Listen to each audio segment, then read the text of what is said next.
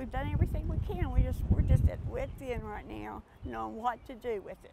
Grass more than a foot tall, weeds, and overgrown trees are all people see when they look at this home on Friddle Drive in High Point. Well, it does have a big toll on the neighborhood. Danny Drake and his neighbors have noticed the neglect for years. It's just a bad situation over here, what we having. Danny says there are children who live and play on the street. He worries about critters crawling in the tall grass. I done killed about 3 or 4 snakes coming out. They're in danger of maybe getting snake bit or rats or God knows what else is over there. One lady I talked to didn't want to be identified, but tells me she's complained to the city several times.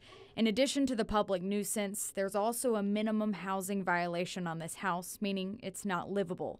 It's one of 243 active cases in High Point, most of which are in the center of the city. We rely on inspectors driving by and seeing them. We rely on complaints. Lori Loosemore is High Point's code enforcement manager. She says if the city gets more than 3 complaints in 1 year about a home, the owner is considered a chronic violator.